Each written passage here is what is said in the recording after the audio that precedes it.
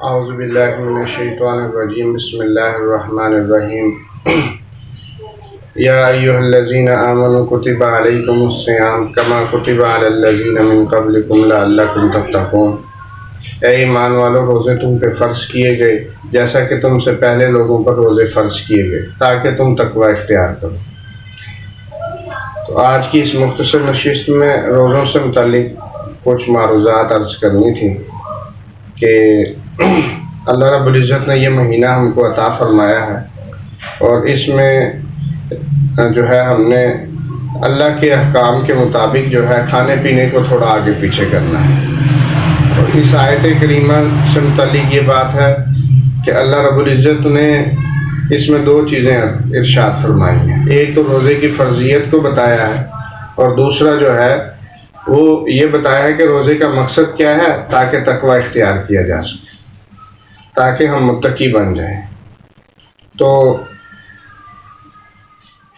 مجدد الفسانی رحمہ اللہ سے متعلق ایک بات ہے، انہوں نے فرمایا کہ جو شخص رمضان کو صحیح اصول و آداب کے ساتھ گزار دے گا، اللہ رب العزت اس کو باقی 11 مہینے میں بھی اس کو شریعت کا پابند بنا دیں۔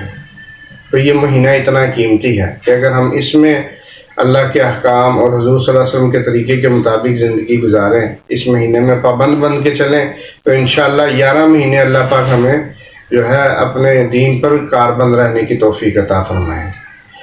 تو روزے پہلی امتوں پر بھی فرض تھے، اور صرف افطار سے افطار تک فرض تھے۔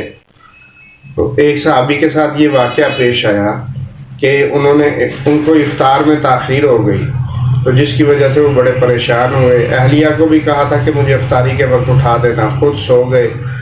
اہلیہ کسی کام میں لگ گئیں اور خود جو ہے وہ سوئے رہے، تو جس کی وجہ سے ان کو بڑی ناگواری ہوئی کہ اب اگلے افطار تک مجھے انتظار کرنا پڑے گا۔ تو اس پر جو ہے اللہ رب العزت نے یہ چھوٹ دی کہ افطاری سے لے کے سحری تک جو ہے صبح صادق تک آپ کھا پی سکتے ہیں۔ اور پھر 3 چیزیں ہیں، کھانا پینا اور جماع۔ تو کھانے پینے سے متعلق بھی اللہ نے آسانی کر دی، اور ایک صحابی کا واقعہ آتا بڑا مفصل، بخاری شریف کے اندر بھی یہ واقعہ بڑا مفصل ذکر کیا گیا ہے کہ ایک صحابی تھے، تو انہوں نے آپ علیہ السلام سے عرض کیا کہ میں ہلاک ہو گیا۔ تو آپ صلی اللہ علیہ وسلم نے فرمایا کہ بھی کیا وجہ بنی؟ تو کہا کہ یا رسول اللہ صلی اللہ علیہ وسلم میں روزے کی حالت میں اپنی بیوی کے پاس چلا گیا۔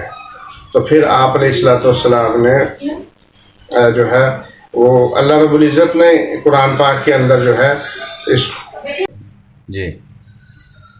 تو اللہ رب العزت نے قرآن پاک کے اندر یہ حکم نازل فرمایا کہ تم جو ہے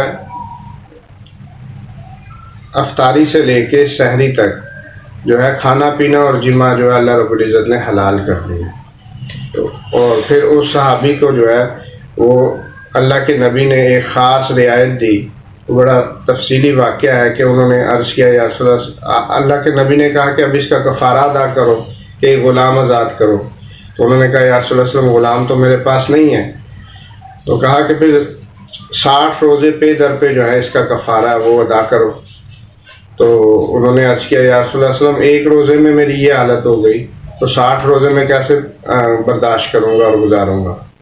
تو پھر آپ صلی اللہ علیہ وسلم نے فرمایا کہ بھئی جو ہے 60 مسکینوں کو کھانا کھلا دو۔ تو انہوں نے عرض کیا یا رسول اللہ صلی اللہ علیہ وسلم میرے پاس تو اتنے پیسے نہیں ہیں۔ تو پھر آپ صلی اللہ علیہ وسلم نے کہا کہ آپ تشریف رکھو۔ پھر ایک انصاری صحابی آئے کھجوریں لے کر، اور وہ ہدیہ کیں۔ تو آپ علیہ السلام نے وہ کھجوریں ان صحابی کو دی کہ تم یہ کھجوریں جو ہے تقسیم کر دو۔ تو وہ صحابی جو تھے وہ اللہ کے نبی سے بڑے بے تکلف تھے۔ تو عرض کیا کہ یا رسول اللہ صلی اللہ علیہ وسلم میرے سے زیادہ مسکین تم پورے مدینے میں کوئی نہیں ہے۔ تو یہ کھجوریں آپ صلی اللہ علیہ وسلم نے کہا پھر ٹھیک ہے، یہ تم استعمال کر لو۔ تو وہ کہنے کا مقصد یہ ہے کہ دین جو ہے سراسر آسانی ہے، اور آسانی بھی اصول و آداب کے ساتھ ہے۔ یعنی کہ اب جو ہے نا اتنی آسانی ہے کہ سر میں درد ہے تو روزہ چھوڑ دیا، اور کہیں جو ہے نا سفر کر رہے ہیں مختصر سا تو روزہ چھوڑ دیا، یا پھر مطلب اور چیزوں میں چھوٹے چھوٹے بہانے بنا کے ہم روزہ چھوڑ دیتے ہیں۔ تو یہ بڑی غلط بات ہے۔ تو اس سے جو ہے اللہ پاک سے معافی مانگنی چاہیے. اور روزے کے اصول و آداب یہ ہیں: کھانا پینا اور جماع، یہ 3 چیزیں تو ہیں ہی ہیں. اس کے علاوہ جو ہے جھوٹ، غیبت، چغلی، اور سب سے بڑی آج جو بیماری ہے ہماری امت کے اندر وہ یہ ہے کہ سیاسی مباحث اتنی زیادہ ہو جاتی ہیں کہ وہ غیبت اور جو ہے نا جھوٹ اور بہتان کا درجہ بھی اختیار کر لیتی ہیں، اور ان کو ہم اپنا روزہ گزارنے کا بہترین مشغلہ بناتے ہیں. بھی روزہ گزارنے کے لیے جو ہے وہ بہترین مشغلہ قرآن کی تلاوت ہے. روزانہ 1 سپارہ، 2 سپارے، 3 سپارے جو ہے ہم قرآن پاک کی تلاوت کریں، بجائے یہ کہ ہم جو ہے نا اس میں سیاسی بحثوں میں اپنا وقت گزاریں. تو اس سے جو ہے ہمارے دل میں نور آئے گا اور ہمیں تقویٰ حاصل ہوگا، جو کہ رمضان کا اصل مقصد ہے کہ لعلکم تتقون. تو ایسے تو بس بھوکا پیاسا رہ کے ہم وقت گزار رہے ہیں. تو ہم نے وقت گزاری نہیں کرنی، بلکہ ہم نے اس روزے کو قیمتی بنانا ہے، اور اس جو ماہ مقدس ہے اس کی جو ہے فضائل کو سامنے رکھتے ہوئے اس کا جو مقصد ہے کہ ہم متقی بن جائیں، تو وہ اسی صورت کے اندر ہے جب اصول و آداب کے ساتھ ہم روزے کو جو وقت ہے اس کو گزاریں گے. تو انشاءاللہ مزید بھی اس کے متعلق جو ہے نا وقتاً فوقتاً آگاہ کرتے رہیں گے. اور بھی جو بھائی کمنٹس میں کوئی سوال جو آپ پوچھیں گے ان کا بھی انشاءاللہ جواب مفصل دیں گے انشاءاللہ.